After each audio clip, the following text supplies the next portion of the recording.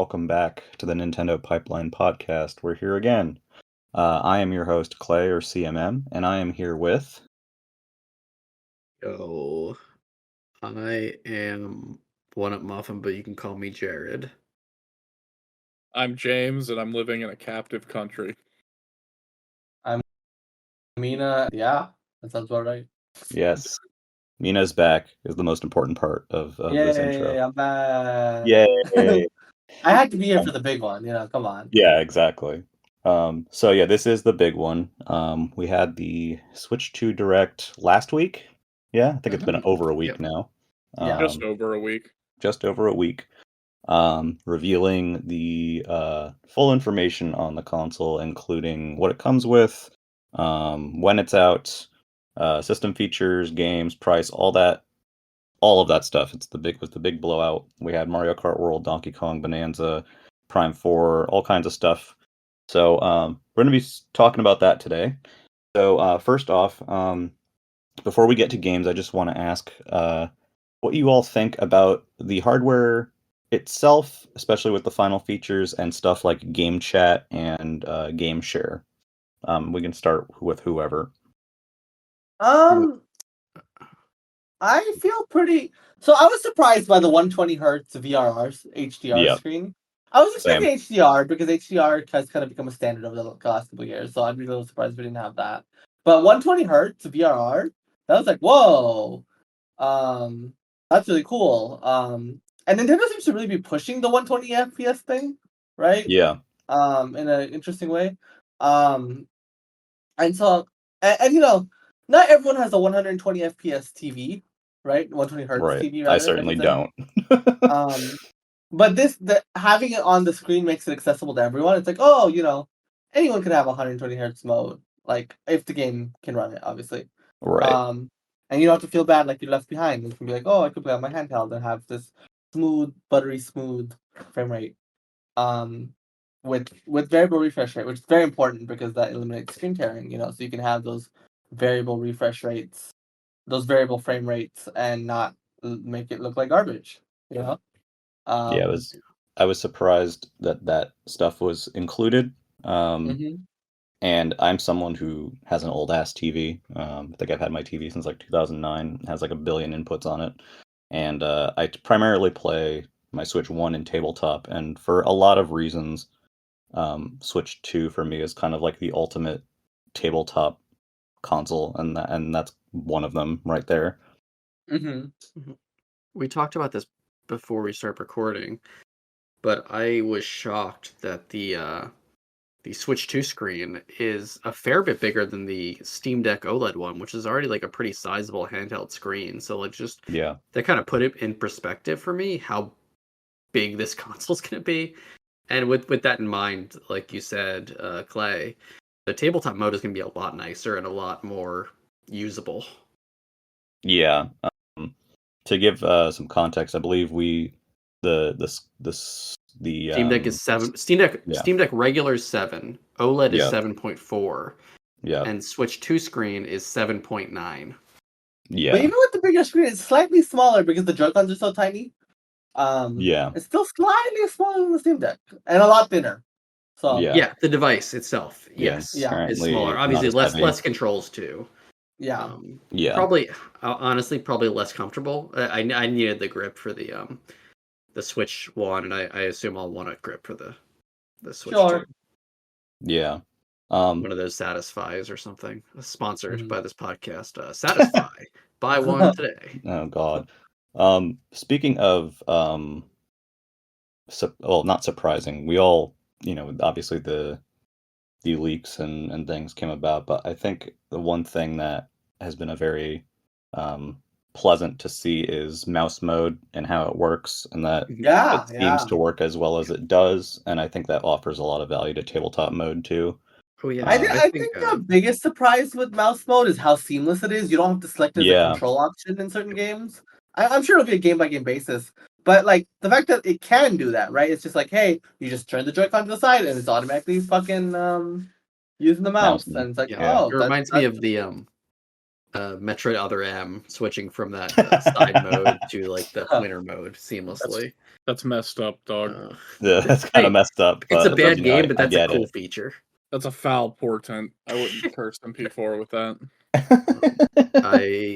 I could also see this making the Switch 2 the best Balatro machine if mouse mode works. The game. That's Yeah. true. That's true. Although I think James has sworn off Balatro now because it showed up in Black Mirror as we were just talking. Unbelievable. Hey, don't blame local thunk on that. I mean, I kind of do. Would they let him have it in there if he didn't say okay? I'm not sure, but that I was not expecting that to be the straw that broke the camel's back here. We also have voice chat on system again. Let's just say it. They're a little late to the party. I don't care though. Whatever. Like I don't use voice chat on any goddamn console. If I want to talk to my friends, I will use Discord. So I do not give a shit about this feature. So no, I love this feature. I was gonna say though, but it's nice to have. It is nice to have on the console. Like I think it's so charming. I think watching other people play games at 5 frames a second, all on the same screen, is so wonderful, and I can't wait to have that experience. It is very cute. It is cute. You know, I do think I think there was mention that in your in-game chat you can be with up to 12 people and up to 4 people can be sharing video. I remember, did it say that?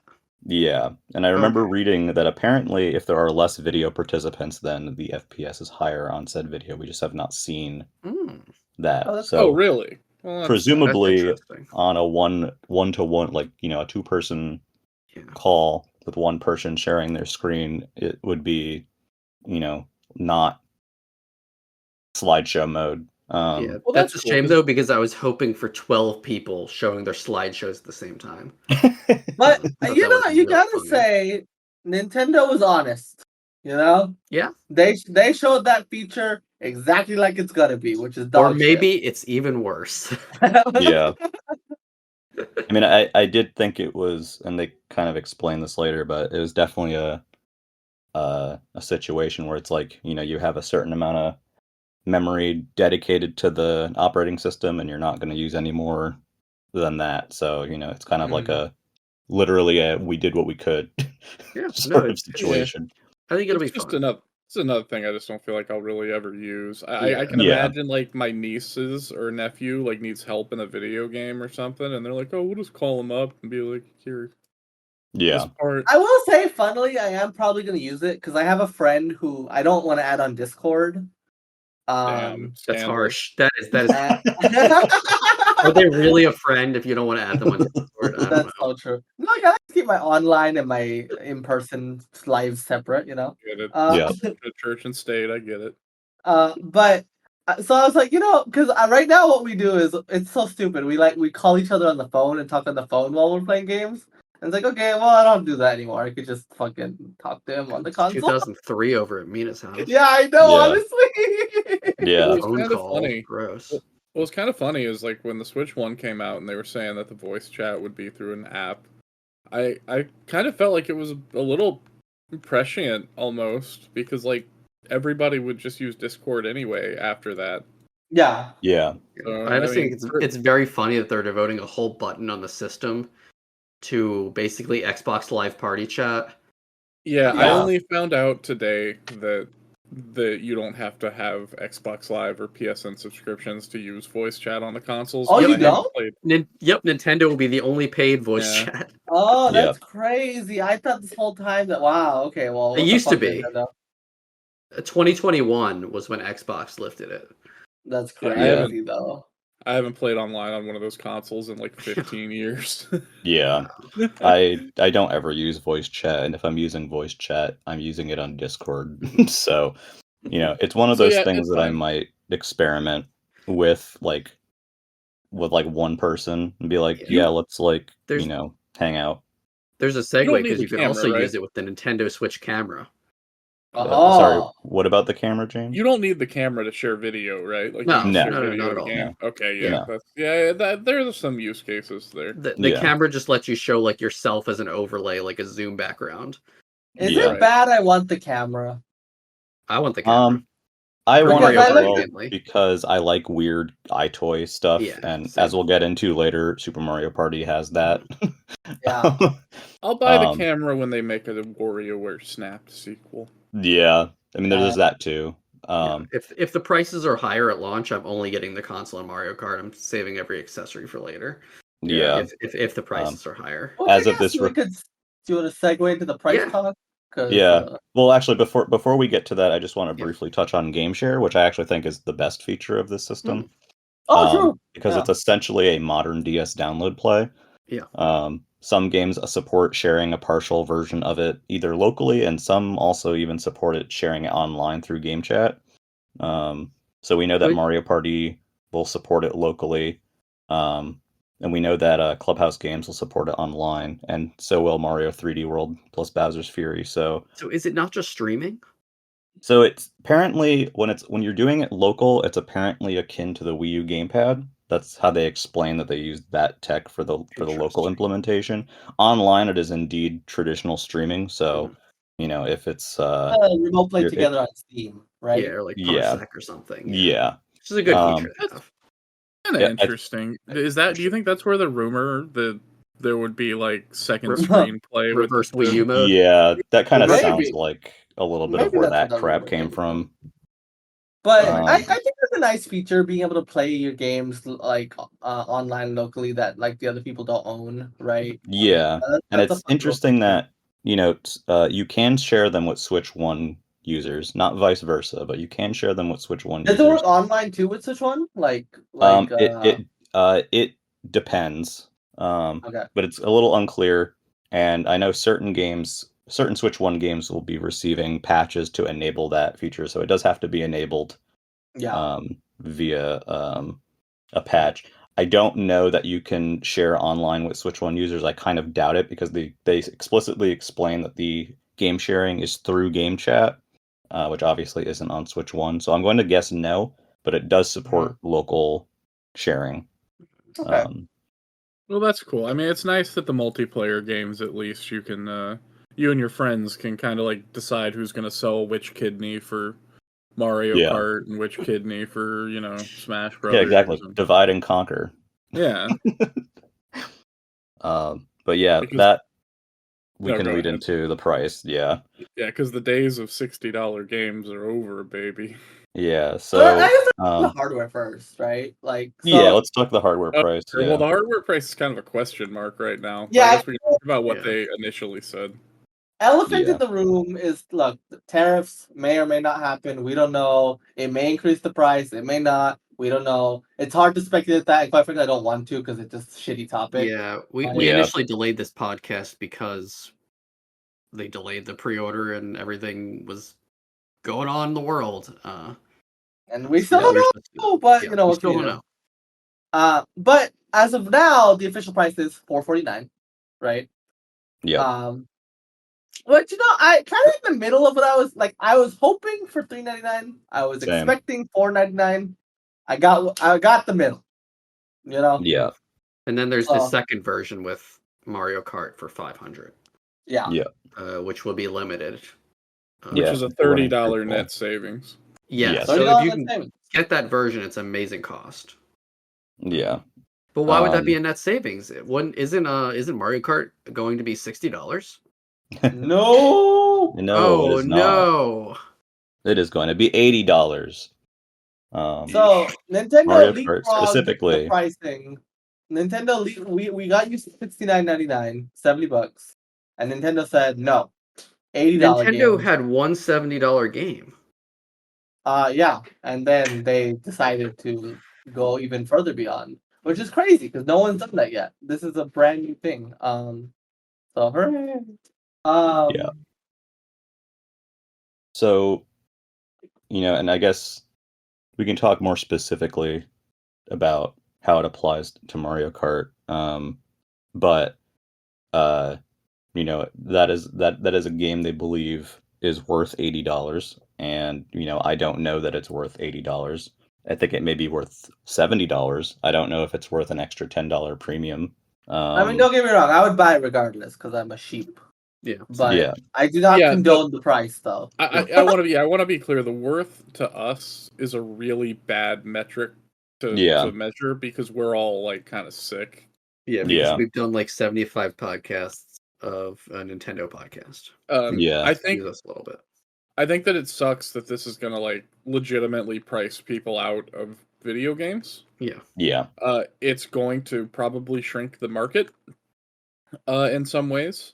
I don't know that they're going to necessarily see the returns on this that I imagine that they're hoping that they will see, because I don't know that we're now at the point where you are spending the significant better part of $100 on a single video game.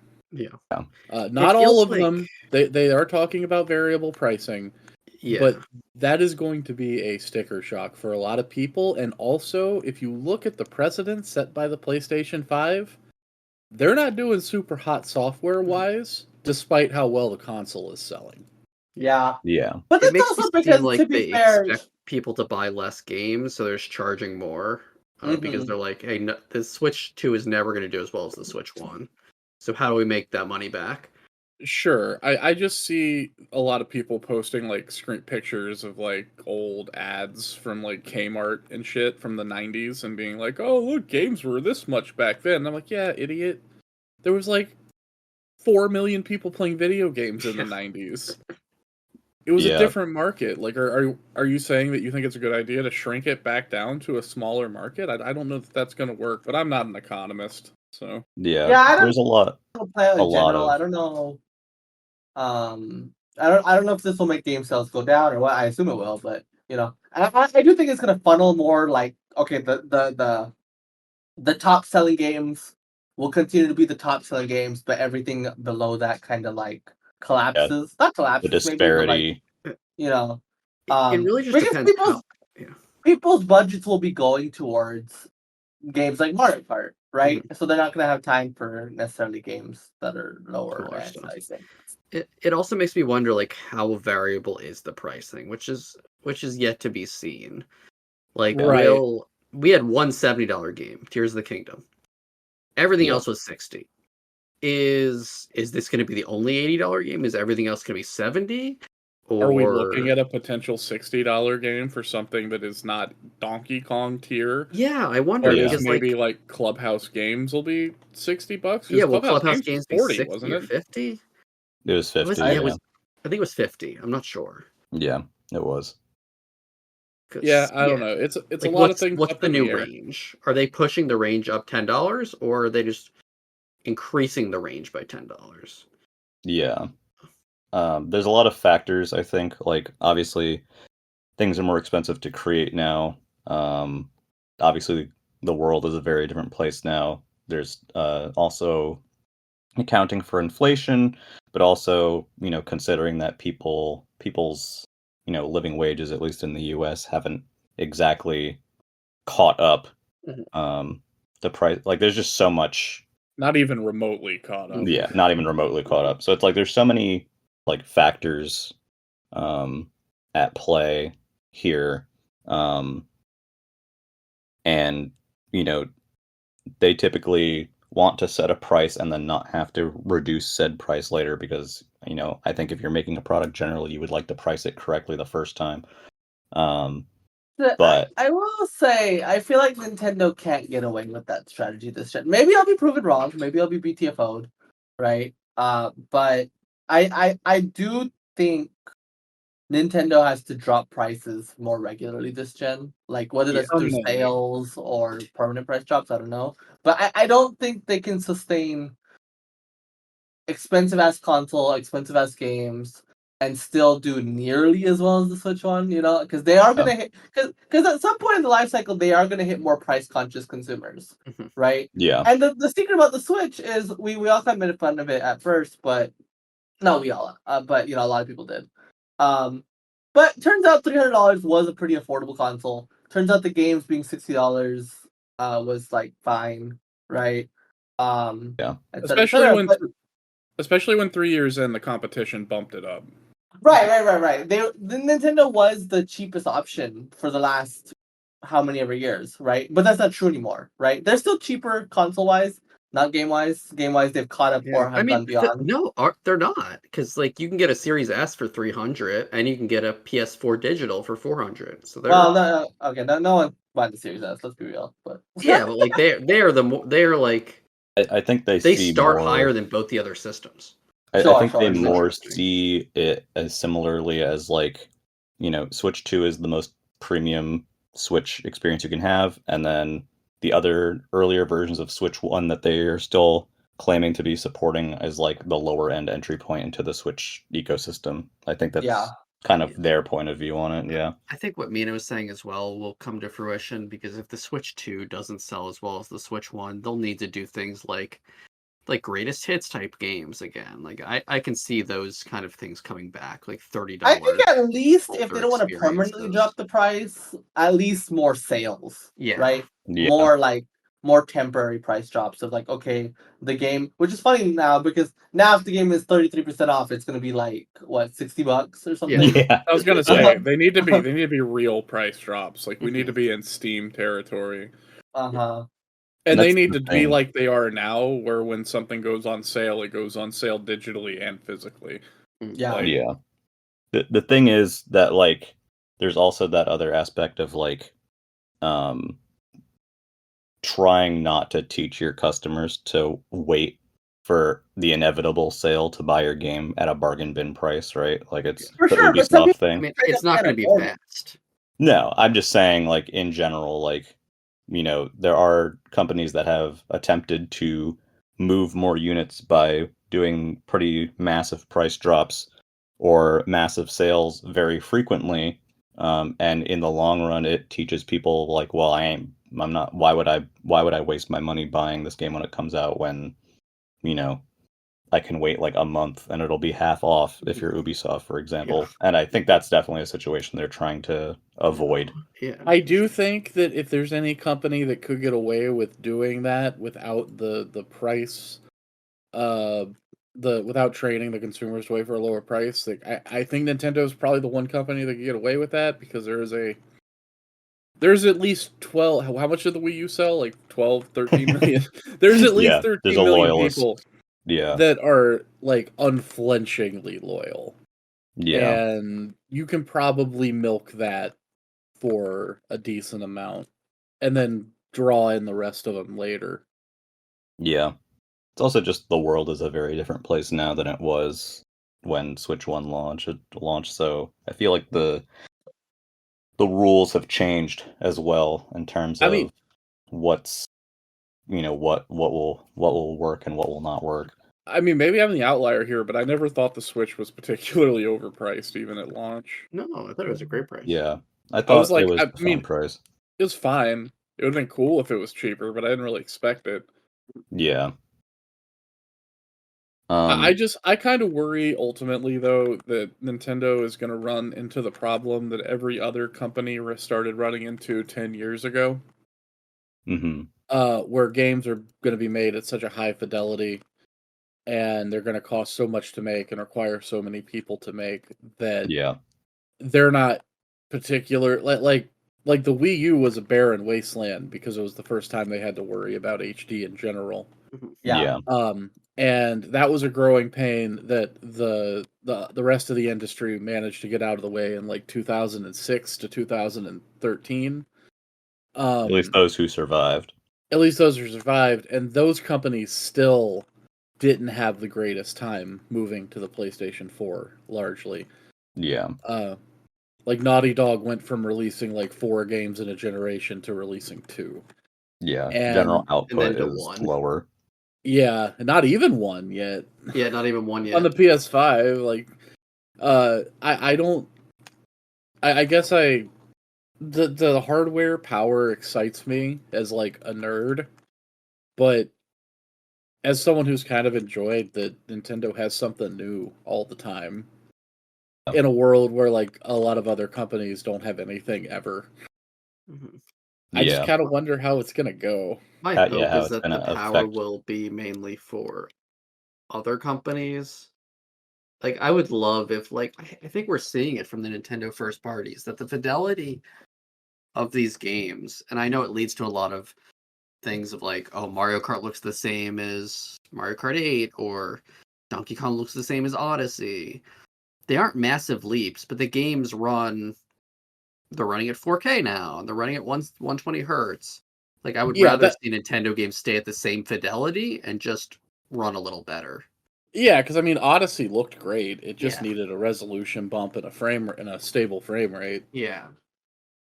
And fewer moons, but that's a different story. Yeah. It's no masterpiece. Oh, God. But, so I think now let's move on to some of the games. Let's start with Mario Kart. Again, so this game is $80. It is not $70. It is very specifically $80. It is indeed open world. They showed off the Grand Prix. They showed off the Knockout Tour. They showed off some of the free roam, lots of unlockable characters and stuff. And then they also announced that there is going to be a direct specifically for this game on April 17th. It's the launch day game. It's the pack-in game for the higher priced model. We saw a lot of footage of it on Treehouse. What do people think of it so far? I mean, this is the Mario Kart of our dreams, right? Come on. I mean, I think it's funny that the people that wanted Smash Kart got blown so far. Yeah, I do too. Out. That's the funniest part. Yeah, they're pulling such deep pulls like crab and cow and like they're like Dolphin, you want Link? Yeah. No, fuck Link. Here's Dolphin. You know? Yeah, it's here's like, the money bag thing. Coin coffer, I think is its name. Coin coffer, yeah. Yeah. That's crazy. So it kind of like went even more into Mario. I do hope that there's some like cool new Mario characters that aren't just generic like jobber enemies. Yeah. But I do think that it's extremely funny and good that all of the jobber enemies are playable. I think that's really cool. Yeah. It's really fun. I think it's a cute thing they did. I really sympathize love with the people that want to see like EGAD though, you know. Sure, yeah. I would like to see EGAD and the Kongs and stuff like that too, but what a launch game though. But wow, huge. open world Mario Kart game, like that seems like a meme game, you know, that doesn't sound real. And here we are, Mario the courses Kart are connected. made in Unreal 5 or whatever. And it's open world, but they still retain all the identity of the courses, which I think you risk losing when you do open world. Yeah, for sure. It's not just flat plains. Like these are, when you're in a course, it just looks like you're in a course. Yeah. Yeah. That's the big thing for me as someone who doesn't traditionally like open world racing games. I don't like just driving around whatever and then not having like dedicated courses or circuits to play. This feels almost like it's a best of both worlds where you have the free roam element and then you have the structured courses. We know that there are 32 courses in total. 2 of them are alternate versions of 2 other courses.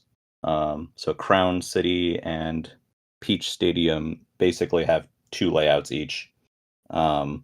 So the split is essentially 18 new, 14 retro, which interestingly, they're not listing the retro courses as like, you know, DS Airship Fortress or, you know, SNES Mario Circuit. They're just Airship Fortress Mario Circuit. So kind of an interesting change. But it's the standard 32 tracks. I think they look nice. I was kind of hoping for maybe a little bit higher of a starting number of courses after, you know, Deluxe. Switch 1, you know, did launch Mario Kart 8 Deluxe, which had the benefit of, you know, the Wii U version's base and DLC content being combined, but it doesn't change the fact that you're still sort of you're competing against that product. I do think with the Knockout Tour and the in-between, they're not courses, but like the lead up to courses kind of look like courses in their own right. Yeah, they're definitely not I do just think that like boosts the numbers. Yeah, they're definitely not just like, you know, a straight line or whatever. Like, okay, now it's time to drive to the next course, yada yada. There is design to them, and it seems like, at least for Grand Prix, you may be able to even disable the intermissions entirely. You can, yeah. It seems like Yeah. it. You can just make it 3 race mode, which I mean, Because kind of means yeah. there's 2 versions of each course. Yeah, which kind of the knockout tour version of some courses is not the same route as the Grand Prix. Well, those are different too. So I mean, that's even Yeah. technically a 3rd version, kind of. Yeah, so like for example, I think the example that I saw was Desert Hills, which is a returning track. It has a layout in GP, but if you played a knockout tour, you actually race through it backwards. Mhm. Now, obviously, that's not that huge of a, it's not that massive of a difference, but it's still a layout difference. So I'm Yeah. curious if others will have that as well.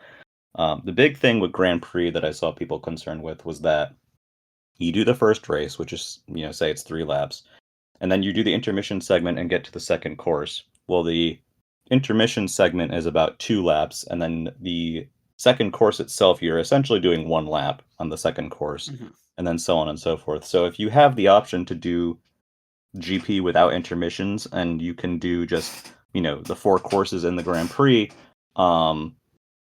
3 laps each, I think it's great to have both of those featured there. It's kind of a best of both worlds situation.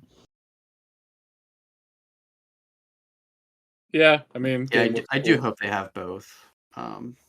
I think Yeah. it looks amazing. Like, it's visually very pretty. I think it's funny that so many people made such a big stink about how it looked in that like demo Switch thing. Oh Yeah. yeah, in, that was like a January. disservice to it. It looks like a next gen video game the way looks that it awesome. animates, Like, just and the how All the scale of animations are everything. incredible. Is it 100? Does it run at It is. 120? It does. So yeah. there is a Jesus. quality and performance mode similar to Prime 4. You can either do 4K 60 FPS or you can do 1440p 60 FPS or you can do 1080p 120 hertz. Well, that's hot because my monitor only goes to 1080 anyway. Oh, it's only 1440. It's not 4K. I believe so. I may be wrong on that point. But at that's the very still least, pretty impressive. At the very least, I'm aware for sure. that performance mode is 1080p 120 FPS. I just feel like these courses just look.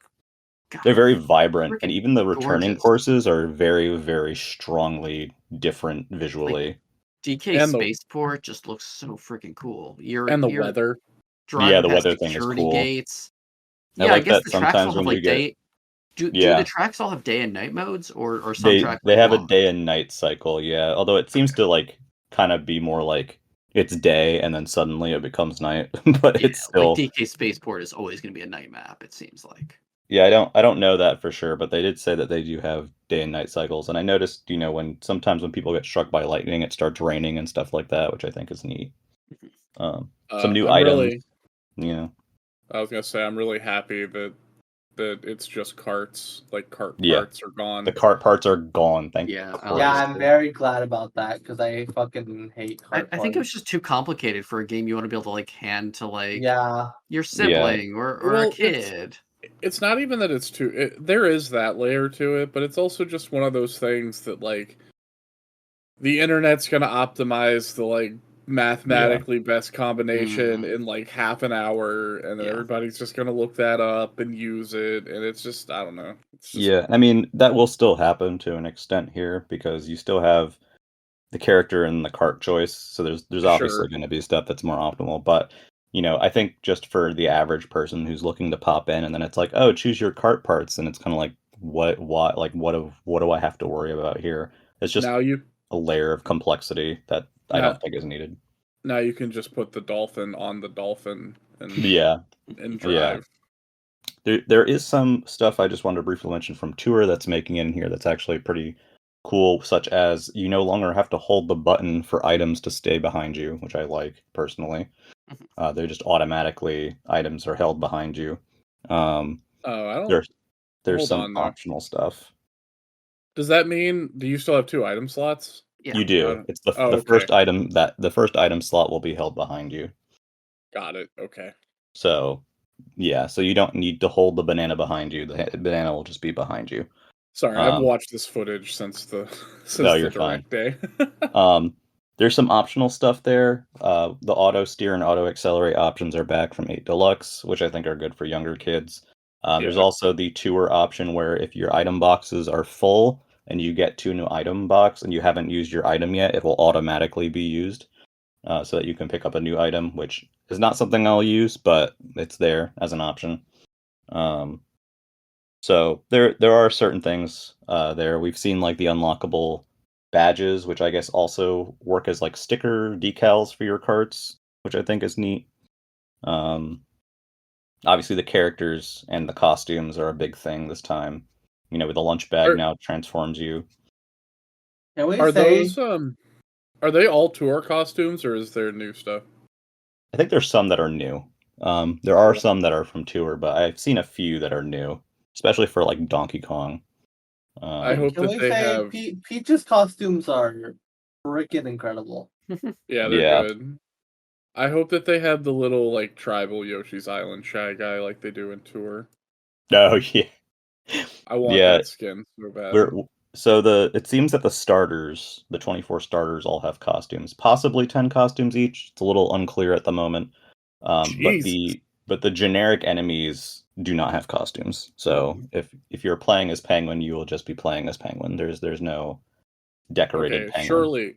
Surely Shy Guy doesn't count as a He is a generic starter. enemy, right? Yeah, he's a is starter. okay. He has I was costumes. gonna say And almost a then I think staple. Shy Guy and Yoshi also have the color choice as well still. So In tour, again, I didn't play. I played tour for like 5 minutes. Like I downloaded it, tried to get the Witch Rosalina, didn't get it, and uninstalled it. In tour, can the Yoshis and the Shy Guys use the costumes in any color, or is it locked I just to know. like whatever color the costume I is? think it's locked. They're locked to whatever the color of the costume is, in tour. That's kind of a shame, but it is Yeah. what it is.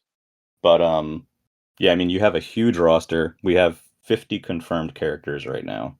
There may be more, but that's what was in the demo. You have the bunch of carts, which I'm sure there's probably more unlockable carts. 32 courses. Were the Koopalings in the demo? They're not. No. They're not mentioned at all outside of signage. Because I thought it was kind of weird that we went that whole like reveal trailer and didn't see the Koopalings after how big of a like role they had in 8.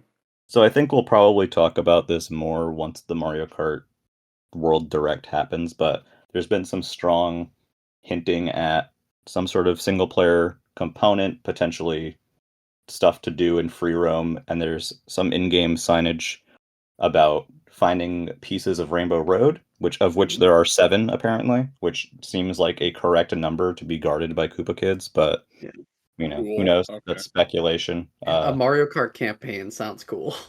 Even if it's just like mission mode in like free roam racing. Yeah, I'd be fine with it. Yeah, that'd be fun. and that's another thing too is we don't have gliders in underwater anymore. We have flight and then boat mode. So it's more like I like that. I don't miss the underwater. I think it's good to change it up. Yeah, the big mechanical thing is like being able to do that like roll move that lets you like ride on rails and then like run on walls and stuff. Yep. Like yeah. Well, and I imagine that when the cart turns into a boat, it'll probably control at least a little bit differently. Yeah, you can do like multiple tricks in the air now. Like there's a lot of mechanical changes, and the big thing too is that the item hits seem to be physics based, so they don't always slow you to a complete stop.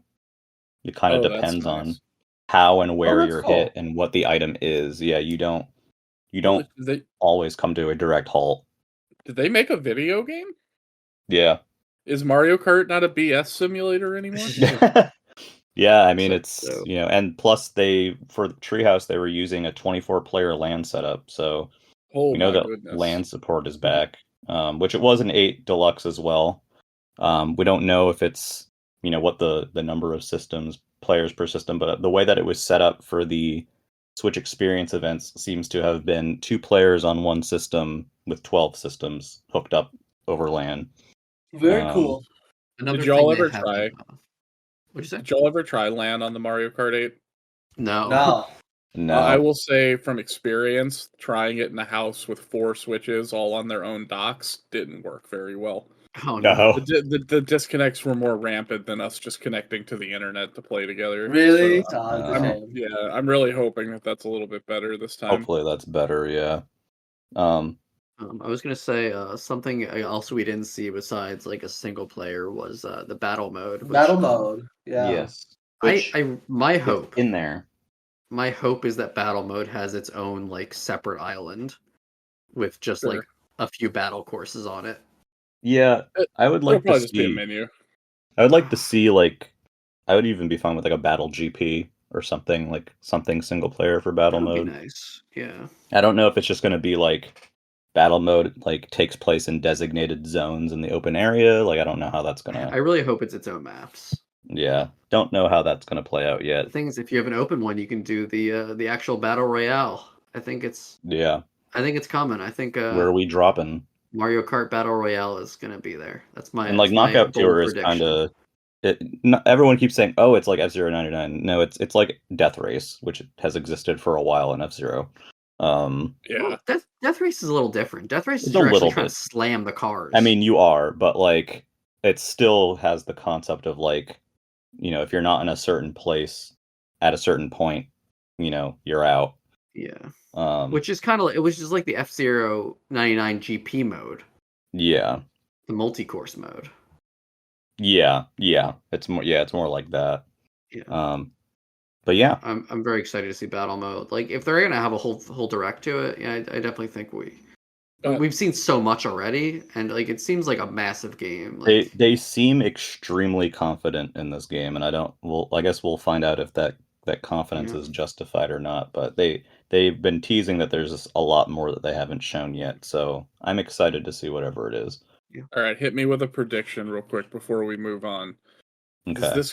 Is this game going to be monetized after launch as a live service type of deal with like we're gonna have an updates expansion coming? pass for sure. But do you expect updates to come regularly, or do you expect it to be a like how Mario Kart 8 had a two? I think it'll be like DLC package. I think it'll be like Mario Kart 8. I think it'll be like Mario Kart 8. I don't think they're gonna full live service it, to be honest with you. I don't think I think they'll there's going to be an expansion pass, and it's going to come with like a few more like mini islands, each with like. Well, yeah, because also the problem on is the courses have to be interconnected, right? So like, Oh, it's gonna be awesome. So no, it's a good problem to have. But I'm saying what problem as in for Nintendo to release like they can't just release one course at a time. You know what I'm saying? That they can't. No, like, it has to be like chunks, which is how it was in Mario Kart 8. Yeah. They released like a few Grand Prix at a time. They can release characters. Yeah. Carts. Yeah. And carts sure. and whatever else. I think it will I be. don't think they'll go full live service. I think they'll just do like I don't think Mario so. Kart 8. I mean, I don't think it'll be like we're supporting this game for 6 years with content, but I do think it'll be a thing of like, there'll be an expansion pass or something, and like kind of how Booster Course was. It's like every few months, like a couple of Grand Prix drop, and maybe a couple characters or whatever, depending on whatever they have planned. I think it'll be at least 2 years of support, though. I don't see it being a free content drop like some people seem to be thinking. Absolutely not. Yeah. Some people are coping with the price increase, saying, "Oh, it's $80, but we'll get free content," and I think that's they'll be sadly mistaken. Yeah. That would take the sting off the initial price, but I don't expect it. Yeah, I also don't expect it, even if it would be I think they just really nice. see this as like their flagship premium product, and their Yeah.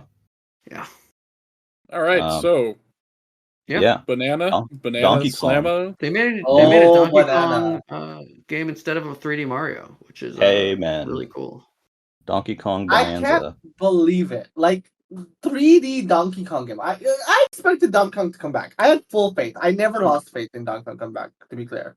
Right? But I always thought it would be 2D. Seeing a 3D Donkey Kong blew my mind. It was like, oh my freaking god. Like, and it looks great. Yeah. And the thing is, like, people are so right to like be like, oh, they're editing all these old Nintendo pictures to make Donkey Kong look different. And like that was all like, hey, we're doing Donkey Kong our own way. Yeah, what's interesting is, so I'm a big Donkey Kong Country person. I didn't particularly care to see another 3D Donkey Kong. Not that it couldn't be done or done well. I just, I don't really particularly care. I like the gameplay of Donkey Kong Country, so I was always hoping for another Donkey Kong Country. And while I still am hoping for another Donkey Kong Country, this looks like a 3D Donkey Kong game that's actually good. Excuse me. It looks pretty cool. I'm a little apprehensive about it, but I'm keeping an open mind. It's definitely much more interesting to me than this than what they could have gone with, and I do like that they're embracing the strength and destructibility element. It gives the gameplay a lot of depth because you can approach objectives or approach items from a lot of different locations or methods, Yeah. right? Like you don't have to find a secret the same way to for as everyone else. Some people will do the thing where they throw a bomb to blow up the concrete and it's behind it, or some asshole will dig from one side of the island to the next and find it on the way. Like I think that it's the destructibility and that there are multiple material types and strengths of materials makes it very interesting. I agree. Yeah, and just That like part's cool. it makes it different from Odyssey in that way, that the maps are going to be a little more open and flexible with that Red Faction style destructibility. Yeah, and we Yeah, still don't totally know the structure, right? Like we know we're going deeper underground and that there's one of the areas they showed in the demo was like sublevel 100, and then you get to the next checkpoint and that's sublevel 101, and eventually you go to a new world, but we don't really know are these sublevels mostly they don't seem necessarily super linear so far. Like you can get to sublevel 101 from at least 3 different places in the demo. So it's Oh, that's cool. I find that interesting. Mm-hmm. And will you be able to warp to will we have a hub area where we can warp to whichever level we want, or are we gonna talk about the Nintendo of Korea whoopsie doopsie? Yeah. Should we say it, or spoiler warning, I guess, for the next spoiler warning. There's a character that they showed in Treehouse called Odd Rock, who rides on Donkey Kong's back and can basically help him by I guess he sings and it somehow causes some barriers to be there's special removed, and it'll provide a waypoint or whatever. So Nintendo of Korea accidentally posted a key art of Donkey Kong Bonanza, and instead of the rock being on the shoulder, it was a different character, which was either which appeared to be a young version of Pauline. I don't know if that's if it's literally supposed to be Pauline, if it's supposed to be her kid, or what it is, but the character lore looks like Pauline. Yeah, I'm sure it got some Mario. It's got the Mario lore the Mario lore weirdos going nuts. Yeah, it does. Some people I saw were having meltdowns over that, which I thought was really funny. But yeah, so that's something that seems to be happening. I don't know if that's she's inside the rock. I don't know if she's one of several characters that will ride on Donkey Kong's back, and maybe they each have different power. I have no idea. She's wearing the rock. She's wearing the bracelet rock. Yeah, it's a bracelet that is the material of the rock. My guess is that she is the rock. I like to think that she's trapped in the rock. Yeah, which I think would be very funny. Maybe Donkey Kong is just hallucinating. Maybe this game is the prequel to Odyssey. I mean, we're going to end with New Donk City being formed. Right. Well, there's already signs showing New Donk City. Oh, it already exists in the game. Yeah, there's references to New Donk City. I didn't know that. I didn't know that either. So it's also interesting that Cranky Kong is just there, but he's just Cranky Kong. It's also kind of interesting that all of the jobber miner monkeys, literally pickaxe miners, are shaped like Diddy Kong, but that motherfucker is not anywhere. Yeah. The only other Kong that we've seen so far is Cranky. We've seen a hint of a Naughty. Yeah, and we've also seen Cranky mention Rambi with an icon, so that bitch is there. Cranky also kind of backwards mentions Mario. So yeah, I'd be kind of sad if Mario's in the game. I got to be honest. Yeah, I would be too. I'm kind of wondering if he's maybe a hidden boss or something. If it was a hidden boss, that'd be kind of cool. But if Mario is a bad guy, there's also another type of enemy in this game called the Crocoid. which they look very reminiscent of certain enemies of Donkey Kong past. I mean, do they actually look reminiscent, or are we just like they a have crocodile's a crocodile? I think it's they have like even like some of their animation and like posing is similar, and then there's the designs on the rocks, which the heads look very reminiscent of a specific Donkey Kong villain. So and there's the Japanese site saying who is behind Voidco, which is the antagonists we know of so far in the game. It'd be so hot if K. Rool shows up. I will lose my mind. They've been. It's I don't think it's been subtle teasing. It's been like very like they're obviously aware, and they obviously are like playing with people while also giving them some decent line to pull on. So who knows? Well, that's about really all there is in the to say game. about I would be sad if the Kremlins weren't in there. I think they're just such an iconic DK thing. To not have them in at all would be a little strange. I do like. There's apparently 2D areas in the game. There's one in the trailer. Yeah, they look like country, which is fun. Yeah, there's like little challenge areas too. Some of them are like the Mario Odyssey challenge areas. Others are like enemy gauntlets that you can find. There's lots of different things, different collectibles, costumes. I don't want to be that guy, but you saying that it'd be weird if the Kremlins weren't there because they're such a big DK thing. The last 2 Donkey Kong countries didn't have a hint. Oh, you're right. You're right. So. Yeah. Maybe not. It wouldn't be that weird. Yeah. This game has more Kremling stuff in it than just because it has a picture of a naughty. The one thing I wanted to mention. I think K. Rool's gonna show up though. I got feeling. Yeah. I think he's there. One thing I want to mention real quick is that besides being able to punch through the ground and everything, I think it's really cool that you can rip stuff up and throw it, which is confirmed to have gyro aim. And you can also do the WarioWare spin attack with the freaking chunks. Yeah, I saw that. And you can surf on them. Yeah, and you could do this. This and is you can surf Wario World 2. We're back. The surfing on rocks is great. I think that's great. So yeah, I think. Do we want to talk about some Switch 2 editions? Sure. Yeah. We can start with maybe the biggest Switch 2 edition, which is Metroid Prime 4. I thought you were going to say Zelda. No, I thought you were going to say Mario Party because that was like. I was Mario Party too because that's the one they spent the most time on. But yeah. Yeah, but Metroid Prime, sure. Yeah, so 120 frames a second. 4K 60 or 1080p 120. That's wild. That's really cool. Yeah. Mouse mode support, fantastic. Yep. Yeah. And again, seamless. How seamless it is. Yeah. Like you literally can control normally, and then when you feel like aiming with the mouse, just turn the Joy-Con sideways on a table, and then bloop bloop bloop, or not even on a table. Nintendo seems very insistent you can do it on any surface, which is interesting. People tested it. They said it works on your leg, it works on your head. Yeah. Which the head thing just made me immediately think like, oh, good. My friend put my Joy-Con mouse in their hair. They have lice. Now I put Joy-Con mouse in my hair. Oh, now I have. I just want to know if I can plug a mouse into that.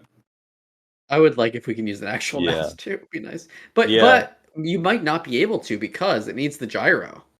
True. They need the gyro and the gyro is a cool thing with a mouse. I just want like a mouse a mouse kind of like Pro Controller type thing where it is like just give me like a grip or something. Maybe some sort of attachment that makes it more like that'd be cool. Yeah. But can you use the base buttons when you're in mouse mode, or is it just the LDR? You do indeed use the face buttons when you're in mouse mode, which some people said takes a bit of getting used to. The one thing that gets disabled in mouse mode for Prime 4 is the right stick. You hit that while you're in mouse mode, it will not do anything. But the face buttons will. It can't be that weird. People have been using those like mutant MMO mice for years. Yeah, that's true. Yeah. The side buttons and stuff. Yeah.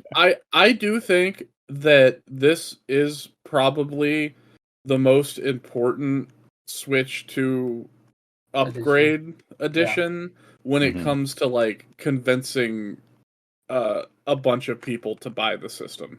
Yeah, sure. Yeah. Because It's I like- think that anyone who has been like sitting on their hands for the last like 10 years waiting for Metroid Prime 4 is not going to want to play it on the Switch 1 after I've seen how they look side to side. Yeah. Oh, it looks amazing on there. The Switch 2 version looks crazy. Like Yeah. to the point where I did not believe like how good it would look because I was kind of pessimistic. I was like, hey, it's cross-gen, so it'll look like fine. No, it's a big upgrade. They put their time and effort into upgrading this game. That is a for the different Switch 2. game. Yeah. It's and- gorgeous too, and it's 4K and potentially 120 FPS if you lower the resolution. Like it's wild. Yeah, I would much Yeah. rather play it at 120 than 4K for sure too. Which Yeah. that's such a 120 substantive. feels so good for like first person games specifically. It Yeah. really does. Yeah. I was not expecting hey, Metroid Prime 4 is also coming to Switch 2, which yeah, sure. But also you can use it with a mouse and it's 120 FPS It's- option. Like Despite being a cross-gen game, it seems like a really good technical showpiece for the Switch 2. Like Yeah. graphically, like feature-wise, like it's just control-wise, like it just seems like this is a Switch 2 game, even though it's also coming to Switch 1. Like it feels like you need to play the Switch 2 version. Yeah. Yeah, especially in a way that something like Breath of the Wild didn't, or Yeah, even that looked pretty even similar on the even both more versions. apt in a way that Twilight Princess didn't. Mhm. You know, yeah. because Twilight Yeah. Princess was like the Wii game, and all it was kind of like shaking it around to swing the sword in a real like It's limp funny way. how both of those jumps were just not very big jumps graphic wise, and this Well- kind of is a bigger one, strangely. Correct me if I'm wrong. This is the first time we have a cross-gen release where there's also an increase in graphic, like a big increase in Yes, graphical you're fidelity. right. You're Yeah. right. Yes, in a long Yeah. time. Yes, Yeah. Right. probably from since the Nintendo, I mean. GameCube. And so like because we didn't have any because the last big jump for Nintendo was Wii to Wii U, right? But that didn't have any cross-gen releases, right? See, Yeah. I was gonna say I think the last big jump was from the N64 to the GameCube. Because Yeah, I was Yeah, gonna so- say like the Wii to Wii Wii, U was pretty big. it's a big jump, but it was an outdated jump by a Sure, lot. yeah. Still, I mean, Mhm. think about the like weirdly I'm thinking about Animal Crossing 64 versus GameCube. Where like they look similar, just like the GameCube runs a lot better. I could And see it's that like higher comparison, resolution yeah. a little bit. But so yeah, this game was being demoed at the Switch. All of these games are being demoed at the Switch Experience. I believe they showed the 4K version on stream, but they had the 120 FPS version available to play at the experience. That's cool. So that looks fantastic. Another big one, or pair, I should say, are Breath of the Wild and Tears of the Kingdom, which we get free if you which have are Nintendo included Switch Online in Plus expansion pack. Yeah, those are more performance bumps. I mean, they're significant performance bumps. They both run at 60 FPS now, and they also feature the Zelda notes, which was very cumbersomely demonstrated on Treehouse Live. I hate this update.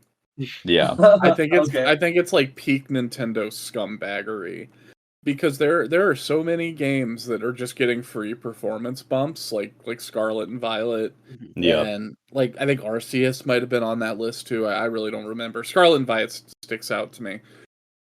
The only time they seem to be charging for these updates is when they add some kind of like DLC or like some actual like work to it, like Metroid Prime is getting.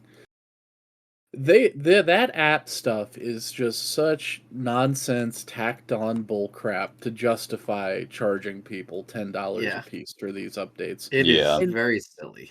And when It's very you buy Breath of the Wild on the Switch 2, it's yep, $70 and doesn't come with the DLC. And I'm not making a Tears of the Kingdom joke. I mean that it doesn't come yeah, with Breath of the Wild's DLC. yeah. That They- seems the- like a very It is brazen. It is disgusting. yeah. I'm gonna play it because I have the expansion pass. But again, we are not barometers for this. Yeah. Oh yeah. I mean, we can still play it and also say this be bullshit. Like I would not personally. I would probably not pay for it. If I I had to would pay because I'm for it. deranged, but I would because I already own the games, and if I wanted to replay them, but I wouldn't. It wouldn't be a right away thing. Yeah, I don't it know. would I'm it would included though. That makes me happy. if they're I don't know. them being included with expansion pack, which I have anyway, means I will obviously check out the updates at least for Tears of the Kingdom because I have not finished Tears of the Kingdom yet, so that's a good opportunity to do so. Whoa. Yeah, I still need to do a few missions, and I also kind of want to replay Breath of the Wild. I haven't finished Tears of the Kingdom yet either, so I'll What probably in the do that hell here. is going on in here? No, I beat the game. There's just like a few side quest chains I didn't finish. Okay, I have not. that's crazy. I mean, I There- think it's these are like, so people are gonna kind of say like, oh, you can already do this stuff on the computer, which is true, and it looks awesome. And there's amazing mods for Breath of the Wild on computer, but it is you can do great to have better. an official version. You can do better on the computer, but I'll be honest, For I sure. didn't expect them to get to these heights on this console. Yeah, I mean, it so- looks gorgeous, and like I'm so excited to play more Breath of the Wild on a system that's going to load it faster, that is going to have the higher frame rates. Like those games looked amazing at their previous visual quality, but now they just look astounding. They did that test on Treehouse and Tears of the Kingdom where they jumped from the sky into the depths, and it was smooth. Yeah. It didn't drop a frame near as I could Yeah. tell. I It was did not stutter. I was aghast. I didn't believe it. Yeah. And then we do have some other upgrades which are not called Nintendo Switch 2 editions, but they're more like Oh, we're missing one. Oh, are we? We didn't really talk about Jamboree or Kirby. Well, that's what I'm talking about now, yeah. Oh, okay. I thought Because you were they're saying that. more because they're more like expansions Got it. Okay. with We the upgrade. missed Pokemon though. ZA. Oh Yeah, yeah. that's true. Yeah, they Which- didn't demo it, but there's a It thing looks that's good. happening. Yeah. It's running at such a smooth frame rate that it's almost kind of like uncanny looking for a Pokemon game from Yeah. Yeah. like the last 10 years. It still looks ugly, but it looks very very smooth and a lot cleaner. Yeah. But the bigger upgrades are with Mario Party and Kirby, and I guess we can start with Mario Party here, which they've added Jamboree TV, which is a sub mode essentially that has the Bowser TV game show thing. It has a version of Mario Party that you can play using the camera. It has new mouse mode mini games that you can play in free play or in a new roller coaster mode. So this update very much mostly uses the Switch 2 camera, especially for Bowser Live, which is pretty much a game show where you do toy things in front of the camera. Can you play it without it? No. Okay, You so cannot this play is Bowser Live without the camera. I don't mean to be that guy here, but that kind of makes this like a $60 upgrade. Oh yeah, definitely, because you do have to buy the camera. They should Yeah. pack that in For one with of the the free camera. modes, right? For one of the modes, you'd need the camera. Yeah. Okay. I thought It's not you all the so- modes. Not all. you Okay, still- never mind, You still never have the mind. mouse mode. Yeah. So what are the So- three modes? There's Bowser Live, which is the video one. Bowser Live is there's- the game show one. Yeah. Yeah, there's where the you're mouse doing mini game those. mode. There's the roller coaster mode, which incorporates mouse mini games, which are also available in free play. And then there is standard Mario Party mode, but you have the camera on essentially. And some I think that stuff's really yeah. cute. The way Yeah. that it overlays your face over things like the dice roll and yeah. it'll be cute for local play for sure. And it'll be cute for Yeah. like families that want to play stuff online. Yeah. And see each other. I think it'll make Mario Kart Online, if you're playing with like a close friend group, I think that video stuff is so cute. Yeah. And like seeing all your friends' faces over the characters is something charming that I would like to do with my family, that like my sister who lives in London or stuff. It would just be a fun Yeah. way to It's kind of play funny. I games did have the thought. This is so Nintendo to be using the tensor cores on the Nintendo Switch 2 for fucking like, hey, you can you the camera knows where you are, or the Yeah. microphone noise cancels or whatever. It's like, even when you're far away from the mic, it's like everyone was expecting them just to use it for DLSS, but they have other features in mind, right, with AI, Right, yeah. which I think is kind of funny. Miyamoto is watching you. The Bowser Live mode looked really fun to me. I just hope that it has a few more mini games than it appears to. So it's basically a best of 3, and we saw the coin block punching game and the Goomba balancing game, and then it seems that the tiebreaker is always the cheer for Bowser little mini encounter where you basically are supposed to jump around like an idiot and scream. Says a lot about our society that you have to cheer on the villain. But we've seen a couple of other mini games in there that use the microphone, such as flying Bowser Jr. with your voice to get coins. There's one that's kind of like a game of chicken almost, where you use your voice to move the car. So there are at least a few. I'm hoping there's a little bit more there. There better be for $20. And then they showed the free play menu for the mouse games, or for the content that's in the expansion. And there's a decent number of games. However, some of the games are base games, except they add your face to them with the camera. Weird. So that's a little weird. Not really changes. Yeah. And I don't really know how, what are when you use Mario Party mode through that menu, do you have access to the full set of minigames? Do you only have access to the mouse minigames? Are there certain ones that are it's kind of confusing? My hope is that if you're all playing with Switch 2 controllers, that you can incorporate the mouse minigames into just regular Mario Party mode. Yeah, I definitely have questions. Yeah. But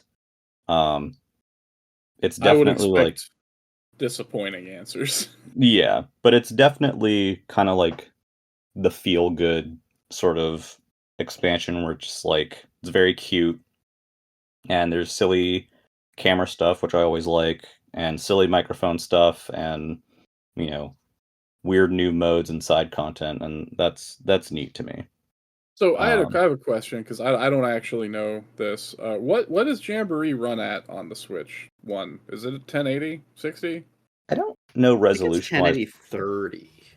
It seems I honestly don't remember how it runs. It feels relatively smooth. It feels very smooth. I guess because we're gonna segue into the Kirby one. Yeah. Which is another thing that I take genuine issue with. I think it's really quite ridiculous that you don't get the frame rate and resolution bump on Kirby unless you buy this new content package. I don't mind it that much because I already have Forgotten Land. Mm-hmm. So for me, paying $20 for DLC to that game, which I really, really liked, not that big of a deal.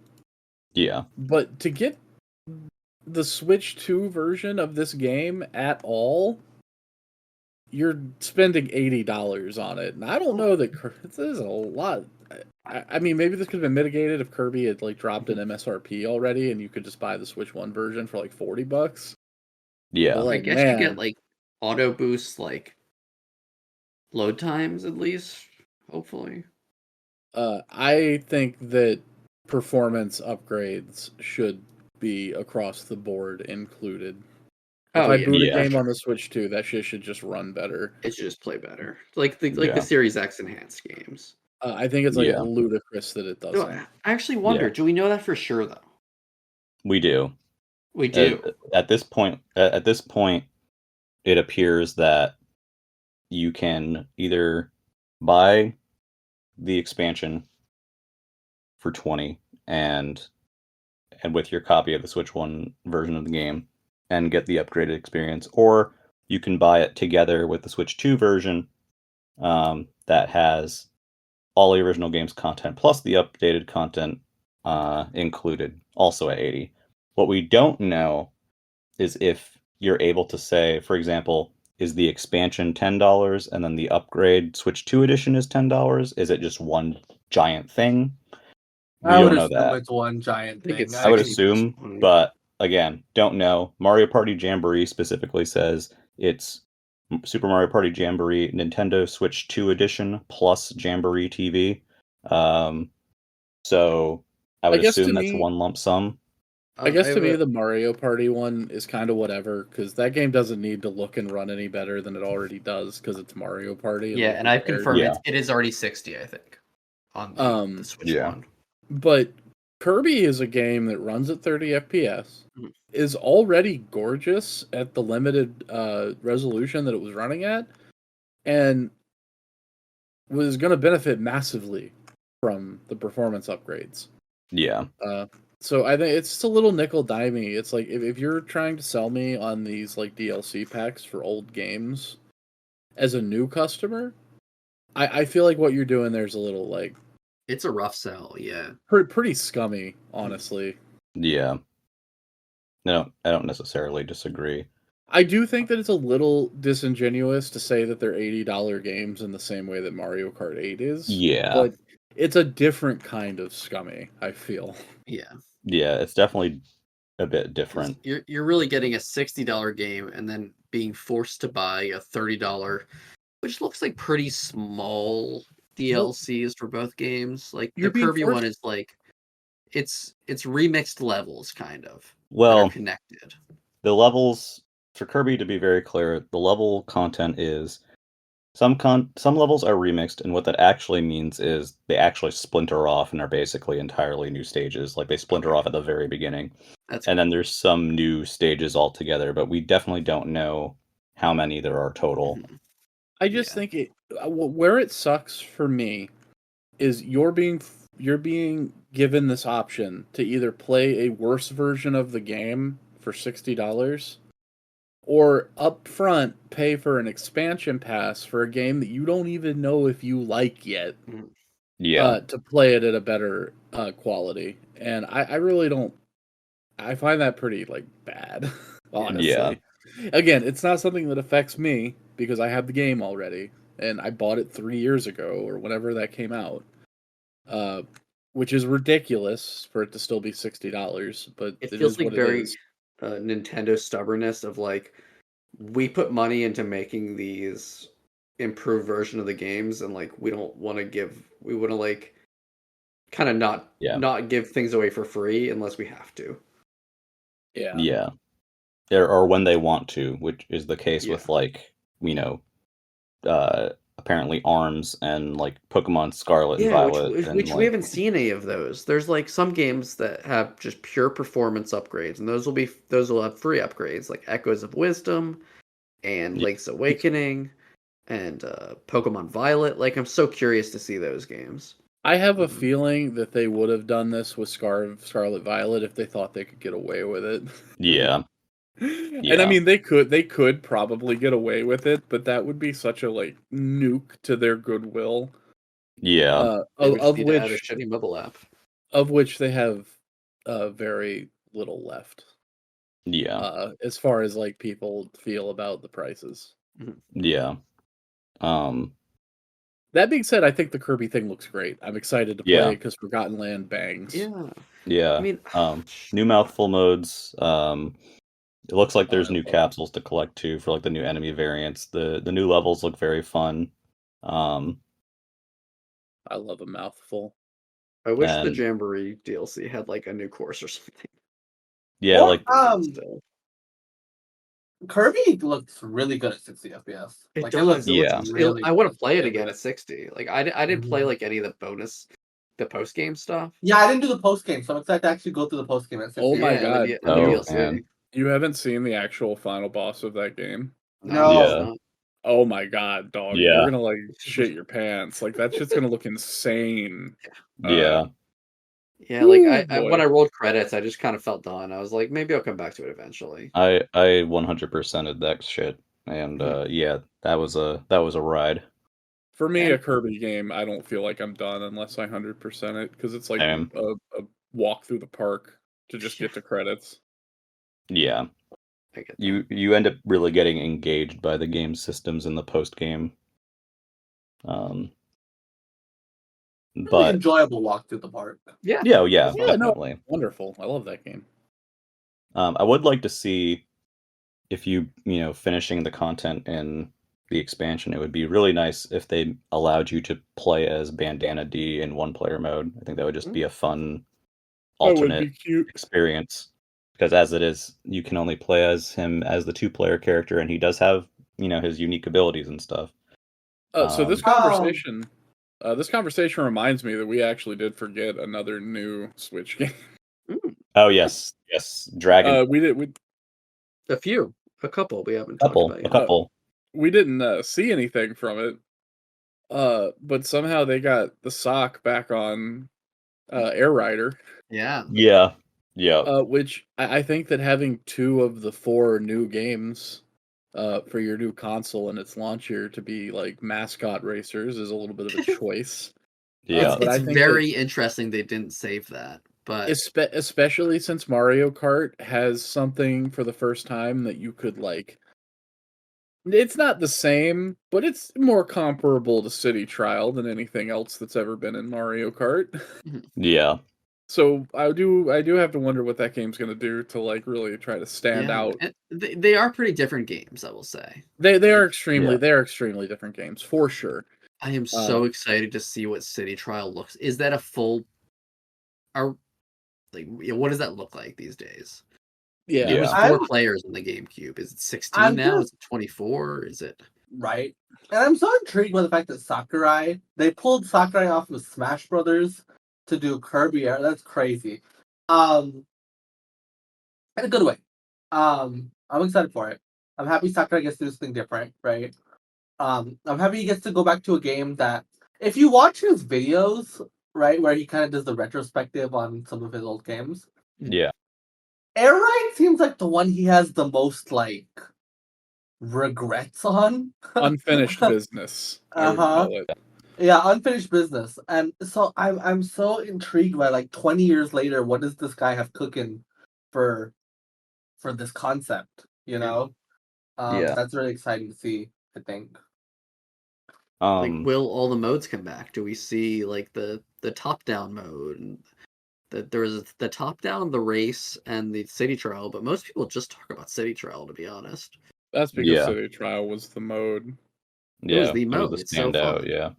It's funny because you could tell at the time reviewers didn't play City Trial because they would always just talk very specifically about the races being one button, and that's why it didn't review super well. Yeah, it was the races are pretty simple, so I do hope they kind of give up that one button thing. If it makes sense. If they need to. I liked City Trial, but I also really did like Top Ride because I like RC Pro-Am, and that game is Kirby RC Pro-Am. Yeah, I'm fascinated if that mode comes back. So, yeah, I am curious to see how that goes. But that was just a CG trailer, still out this year somehow. Yep, somehow. I guess which I believe. Yeah, I don't disbelieve it. It's just crazy to me that they didn't show anything from it, and it's gonna be like out in. It's good to save stuff for the June Direct or whenever the next Direct is. Yeah. Then we have two other games. Yeah. So we have Dragon Drive, which is a new game that is 3-on-3 basketball, but essentially in like wheelchair or like treads almost, where you use dual mouse controls to roll your character and then go into motion to throw shots. And this game, they very much only focused on the core game itself, and so there's a lot of questions about, is there more to this? Like, what's going on here? I gotta say, this is probably one of my bigger disappointments in the Direct, because I love the concept. I love stupid shit like, hey, use both Joy-Con as a mouse, right? Yeah. I love that it's using representation, like having characters in wheelchairs. I think that's very cool. Yeah. Right. But this game seems like it has no substance and no style. you know. Yeah. Friend of the pod, Raccoon, pointed out to me that the aesthetics are the Switch 2's aesthetics. Yeah. The like black with the red and blue accents, and I was like, oh, I see the vision there, but it could use a little flair. Yeah. I feel like I got punked buying ARMS in the first year. I thought that game was fun for like a week, and there's something in there, and I feel like this is the Switch 1's ARMS. For sure. And I want to try it because I am a control scheme sicko, and the idea of like double mice to emulate using a wheelchair is very cool. Yeah. But if they think that they're gonna slap like a $60 to $70 price tag on this thing, they are wilding.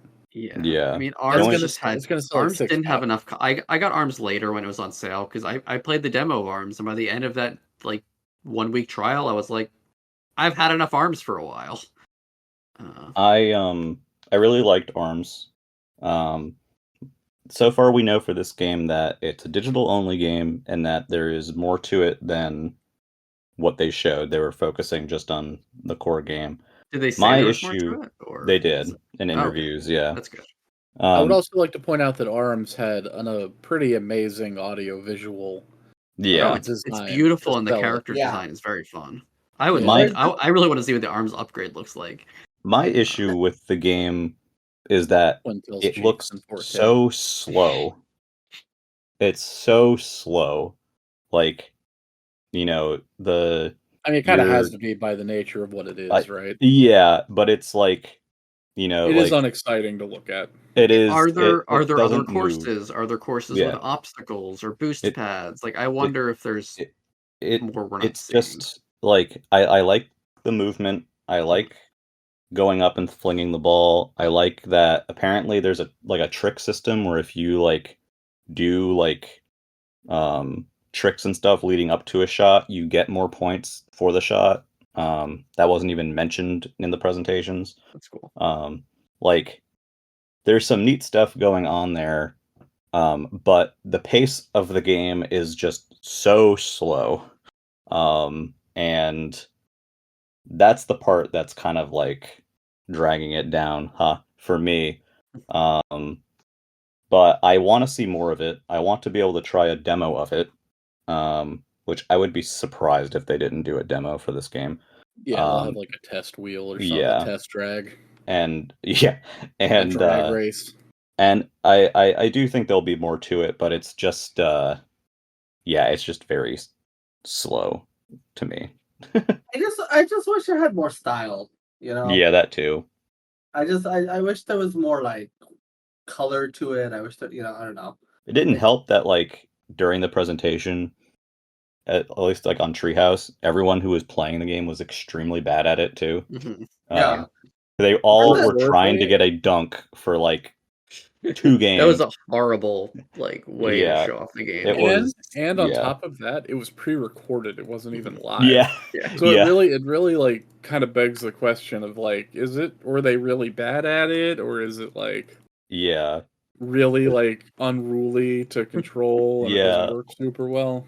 I was told that the HD rumble in it is really actually good, which that's also something that got an upgrade this time. Apparently it's closer to what people imagined to it's probably more like the PS5 one. Yeah. But yeah, it's I want to see more. I want to play it.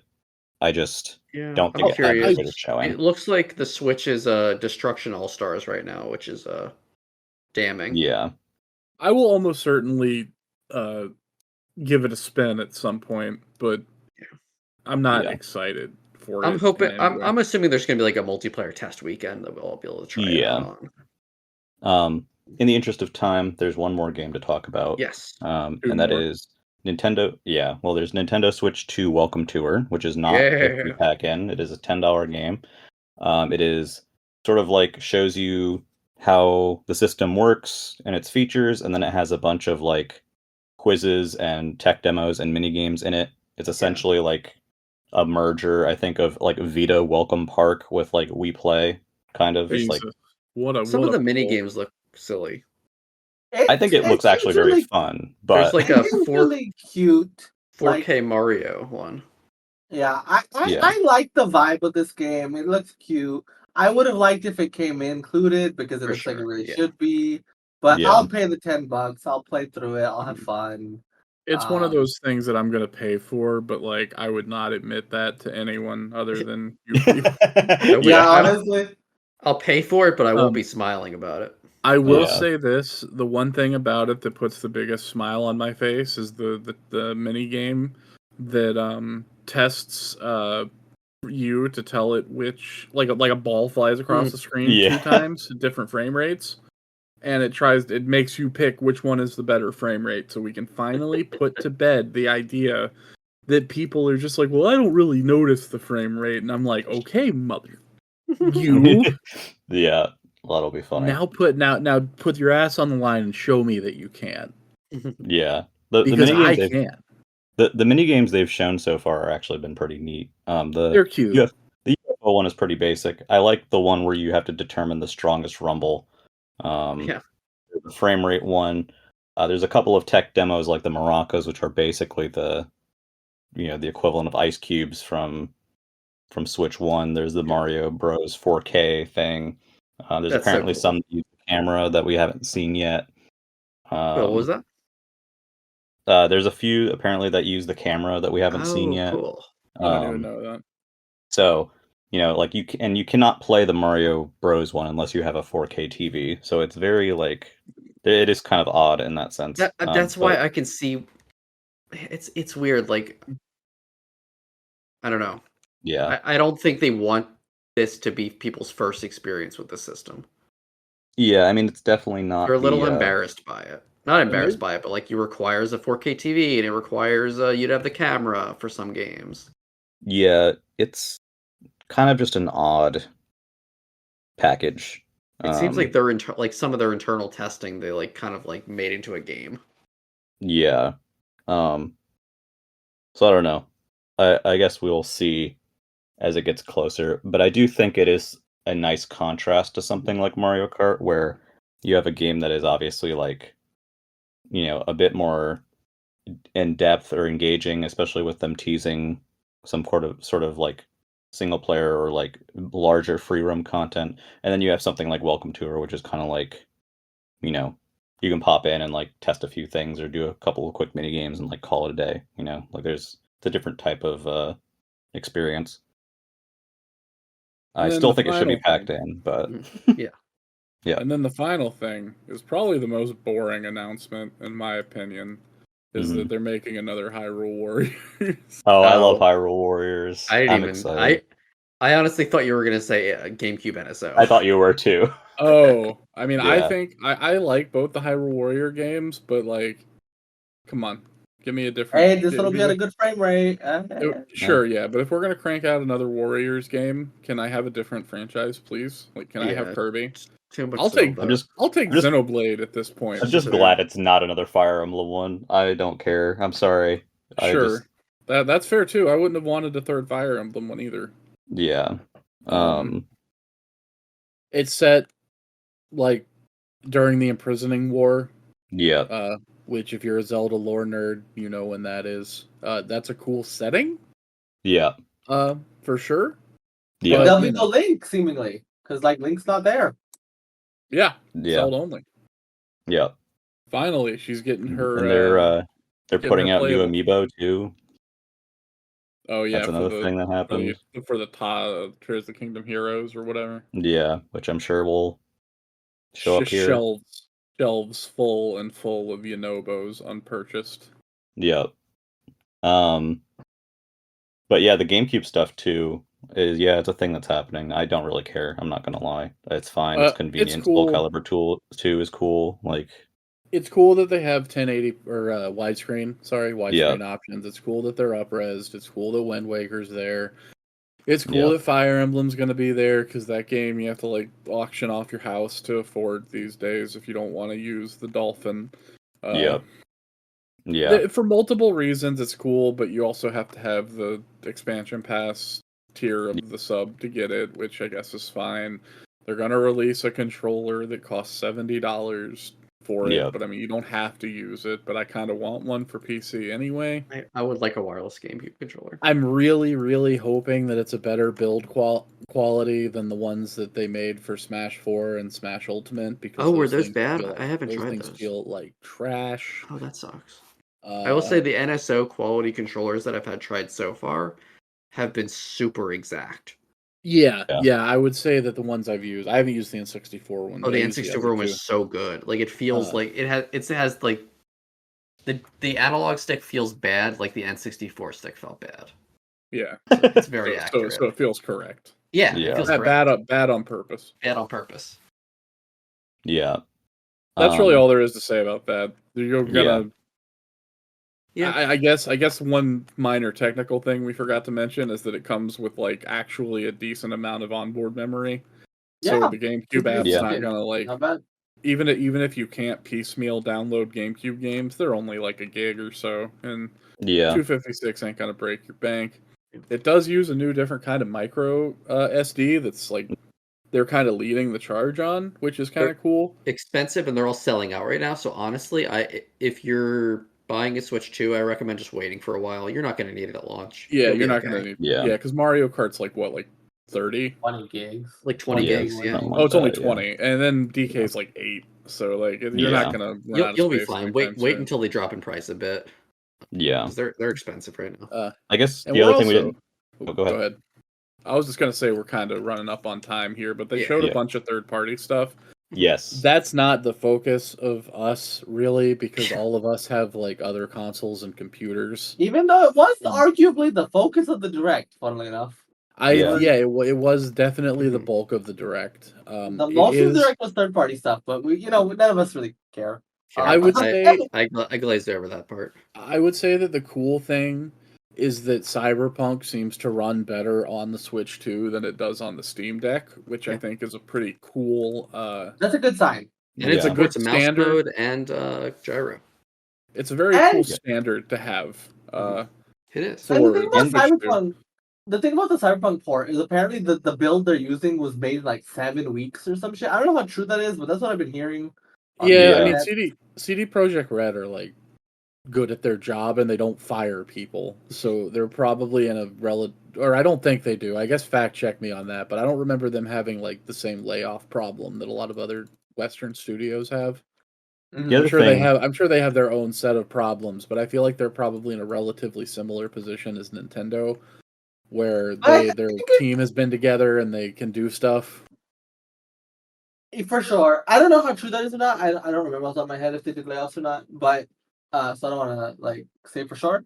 But I think that sets a good precedent for Switch 2 ports actually might be there might be a lot more coming than you think kind of deal, right? Yeah. The system is more capable than we may have thought it was, which is cool.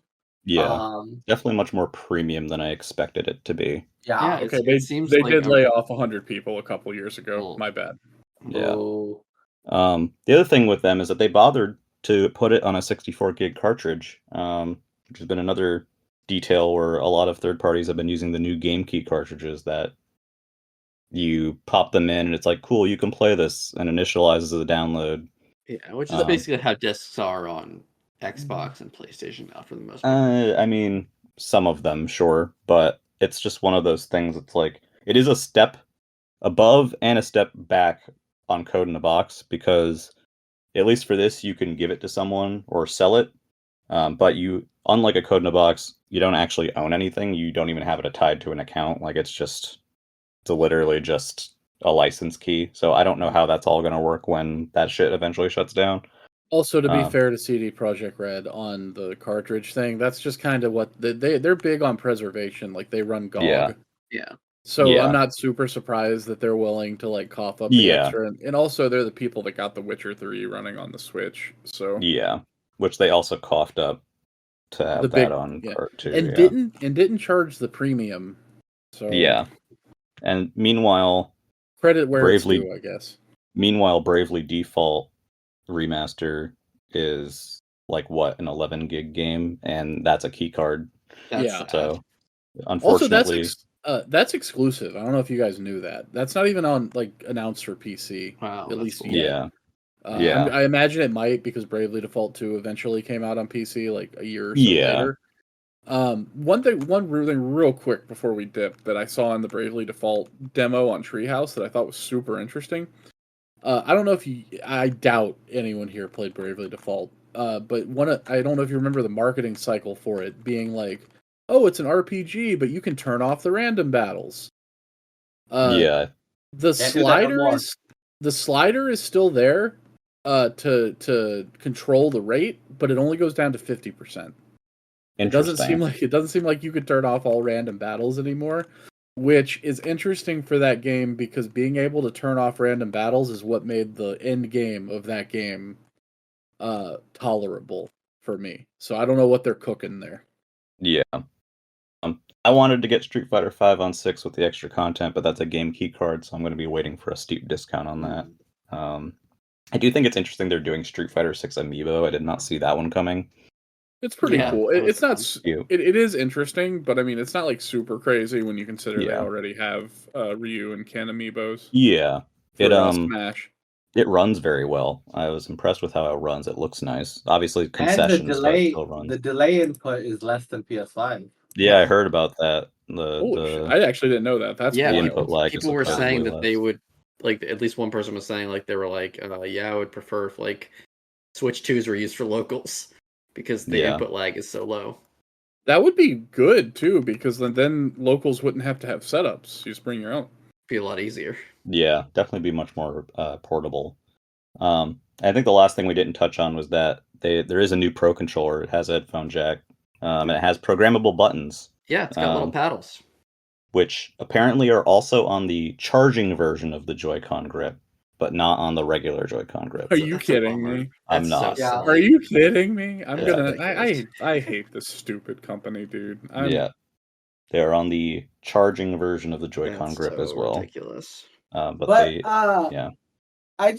will buy a Pro controller if it has a better D-pad. That's my one desire. That's my one. Yeah. I'll buy a Pro controller regardless.